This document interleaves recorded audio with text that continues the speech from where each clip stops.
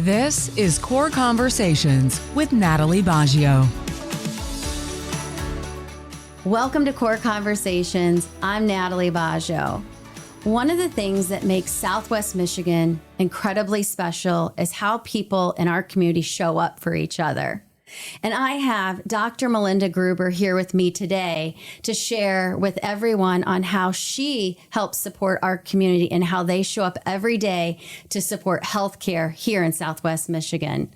Welcome, Melinda. Thank you. I've been so excited to be here. So really excited to share a little bit. So you've lived in Southwest Michigan for a very long time. I have over 30 years. And I believe your family lives here as well. That's right. We raised 6 children together in this community, and I've been working for Corewell Health it'll be 20 years in March. And over the course of the 20 years, you've had many different roles and you've experienced a lot of different facets of healthcare. And most recently, you've transitioned into a new role. So tell us a little bit about your role. Sure. Thank you. I am so excited to now be the president of Corewell Health Foundation, Southwest Michigan. You know, in the various roles I've had over the years, I've interacted with the foundation in many different ways. And I'm so excited to be in this role and really support our community in making impact in health and healing and wellness. Well, you haven't been doing it very long full time, but you're doing an excellent job and really appreciate the way you're engaging with the community and the vision that you're bringing to sustainability for Southwest Michigan. I would love for you to share something with the community that you think they'd be interested to learn about with your philanthropic work. Absolutely. I guess the first thing I would want the community to know is there is a role for everyone in supporting and developing health, healing, and wellness in our community. Whether it's volunteering, whether it's engaging in an event, or whether it's learning about something new that's going to be coming to our community and finding a way to advocate for it. Oh, I love that, because coming together is what really makes the difference. And that's where the horsepower is for providing sustainable care. It really is. I mean, I would say our mantra is together we can fill in the blank. Yeah. And there's so much we can do in this community. And I think it's really about matching people's interests and passions with the needs and opportunities. And so, you know, working together to do that, there's so much more impact we can make for, you know, people that matter. These are our friends and our family and our neighbors. I think we all come wanting to make life better for others. And so my vision is that the foundation is a catalyst for that. I love that. I love that it's the catalyst to help bridge the community to the hospitals. What is a recent moment or an interaction that reminded you of why the work that you're doing matters so much? Yeah, there are so many I could tap on, but what inspires me is when teams or community come together. And some recent examples of that are we had our care management team come together and essentially do like a diaper drive. And so they had diapers and wipes and other dry goods for babies and families, collected those and gave those to people in need. Another example of kind of in that same theme is our St. Joe Surgical team raised over $700 to then buy food and other essentials for families over the Christmas holidays. Well, that's so nice. And that's a great example of the community coming together and making a difference in people's lives. Yeah. And I could just keep going as we're talking. A couple other examples. And we've had donations to our patient assistant fund. And as a result of that, we were able to give a sum of money to our home care organization to use with patients who have needs within their homes. So examples examples of that are buying grab bars or building a ramp or having other equipment in the home so that individuals are able to remain in their homes when maybe otherwise they couldn't.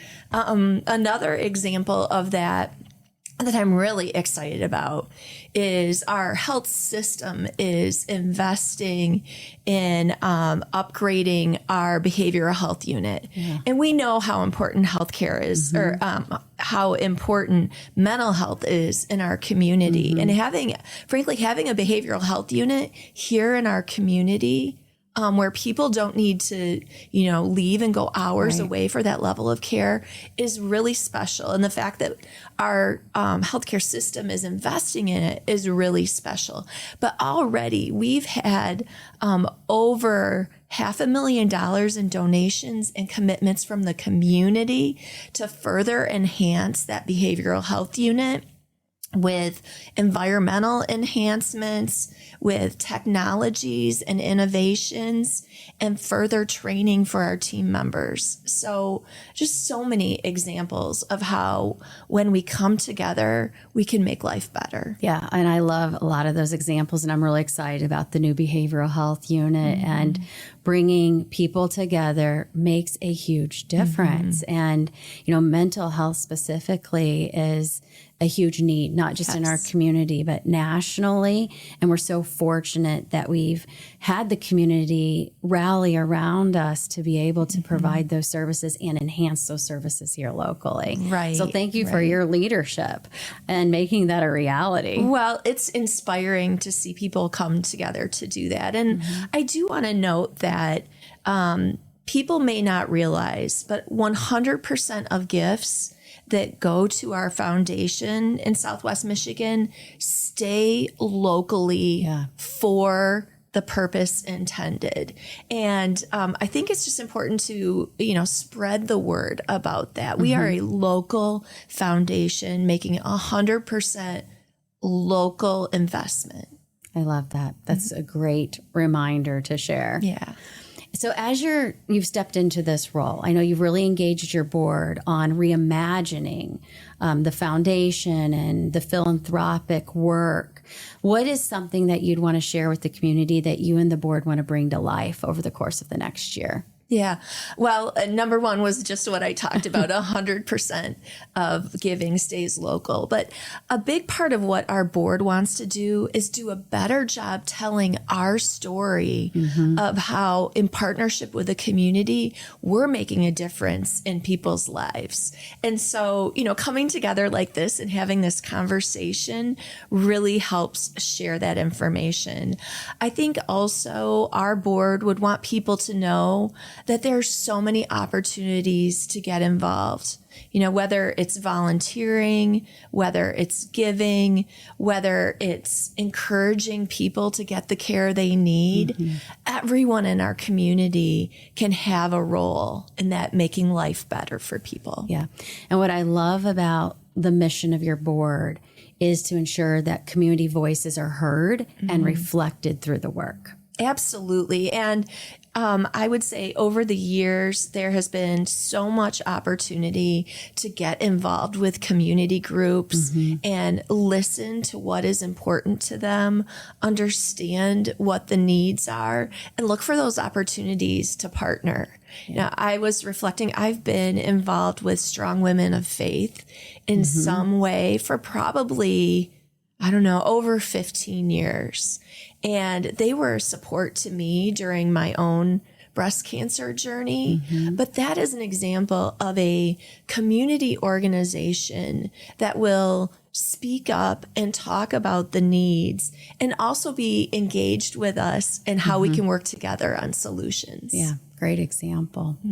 So what is something you'd want to leave the community with, a 20-second message about the future of giving and support? I would say to the community, there are so many ways for you to get involved, and hope and healing is a great feeling to give to others. So when you think about giving in our community, I encourage everyone to find a way to look around at your friends and neighbors and family and be involved in making life better. Yeah. Well, it's been a pleasure being able to speak with you today and listen to all the great work that's happening. And thank you for sharing that with our community. Thank you. Really excited to be here. Thank you for joining today on Core Conversations.